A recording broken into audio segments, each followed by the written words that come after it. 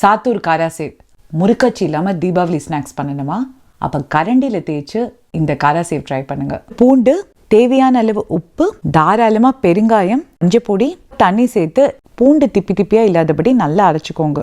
1 cup கடலை மாவு, 1/2 cup அரிசி மாவு, 1 டீஸ்பூன் சீரகம், ஃப்ரெஷ்ஷாக பொடிச்ச மிளகு நல்லா மிக்ஸ் பண்ணி விட்டுட்டு அரைச்ச விழுத போட்டு மிக்ஸி ஜாரில் 1/4 கப் தண்ணி ஊற்றி 1 டேபிள் ஸ்பூன் சூடான எண்ணெய் ஆட் பண்ணியிருக்கேன். திரும்பவும் எல்லாத்தையும் நல்லா கலந்து விட்டுட்டு கொஞ்சோண்டு மாவு எடுத்து கரண்டி மேலே அந்த மாவை அப்படியே ப்ரெஸ் பண்ணிகிட்டே வாங்க.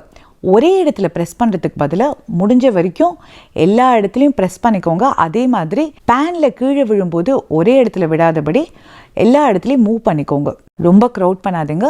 அந்த நுரை கொஞ்சம் அடங்கினோடனே திருப்பிட்டு 2 பக்கமும் எண்ணெயோட சலசலப்பு அடங்குற வரைக்கும் ஃப்ரை பண்ணிக்கோங்க. எண்ணெயை வடிய விட்டுட்டு ஆறின உடனே ஏர்டைட் டப்பால போட்டு வச்சுக்கோங்க. சாத்தூர் காராசேவ் ரெடி. ட்ரை பண்ணி பாருங்கள்.